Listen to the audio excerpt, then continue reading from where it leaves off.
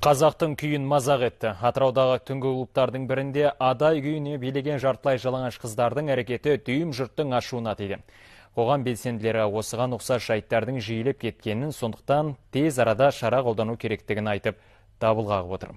Ал енді бір керісінше дәстүрімізді осындай жолмен насихаттаймыз деп айды аспанға шығаруда. Тақырыпты тілшіміз зерттеген еді. Дүйім жұрттың жағасын ұстатқан бейне жазба осы.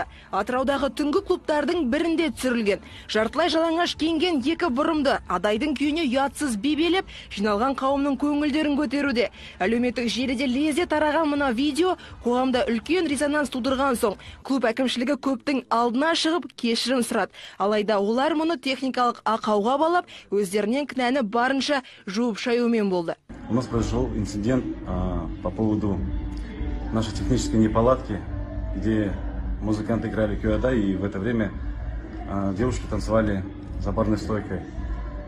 За что мы просим прощения. За это уже уволен был диджей. Алайда желі қолданушыларының дені бұл бейне жазбаға қарсылықтарын білдіріп жатса, араларындағы кейбірі мұнда тұрған еш сөкеттік жоқ деп айды аспанға бірақ шығарды. Почему мы должны ки слушать только на праздниках? Неге біз қазақтың күйлерін тек қана мерекелерде тыңдауымыз керек? Меніңше бұл біздің ұлттық өнерімізді насихаттаудың жаңа бір тәсілі. Иә, әрине бізде қалыптасқан стереотиптер бар. Қазақ қызы тәрбиелі болу керек, мұндай жат әдетке бармау керек деп. Бірақ біз одан арылуымыз керек. Есесіне қыздардың осы билерінен кейін қазақтың күйін білетіндер көбейгеніне сенімдімін. Я хотела попросить прощения у всего казахского народа за все свои фото и видео. Я поняла свою ошибку и сожалею о содеянном. Вы этого ожидали? Төсіне ұлттық әшекей тағып сәукеле киген Шырын есімді бойжеткенде өз қылығын осылай түсіндірген еді. Дараланудың жолын тауып жалаңаш денесіне шапан киген модель жігіт те дәстүрді қолдағанын айтып, ақталғаны әлі есте. Иә, мен оны әдейі жасадым, тіпті жасырмаймын да. Өйткені біз ұлттық киімдерімізді, шапандарымызды тек 22 наурызда болмаса тойға сый-сияпат берген кезде ғана еске түсіреміз.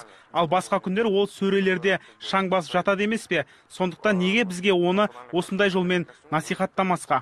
Қазақтың бүкіл салт дәстүрі болсын, ой өрнегі болсын, қазақ киім үлгілері болсын, қамажайы болсын, абайы болсын, оның барлығы қазақ үшін өте қасиетті және киелі. Ол ұлттық дүниелермен ойнауға келмейді. Бұны жасап отқан азаматтар қатты ойлану керек. Ертеңгі күні бұның салдары өзінің ұрпақтарына, біздің келешек ұрпақтарымызға зиян тигізуі мүмкін.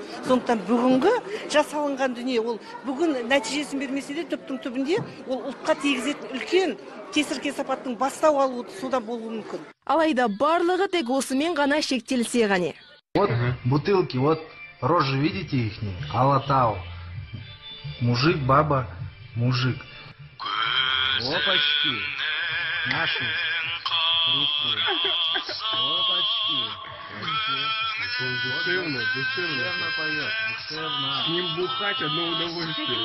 Арақ шарапқа ұлттық киім киген қара көздеріміздің суретін жабыстырғаны бұлай тұрсын. Арнайы бағдарлама арқылы суреті әндетіп, абайдың әндерін мазақ еткен отандық өндірушілер бұл. Оған дейінде Арамсудың қаптамасына Құран сүрелерін жазған, қара жорға билеп тұрған қыздардың суретін қойған кәсіпкерлерді де көрген едік.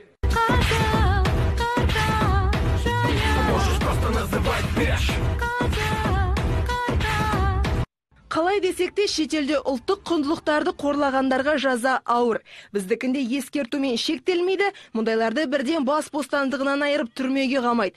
Жоғарыдағы мысалдардан кейін бізге де осындай заң артық болмас дейді қоғам белсенділері. Нұрай Құрақбай, Әйгерім Жылқыбаева, Ашырхан Абдыкеримов, басты жаңалықтар.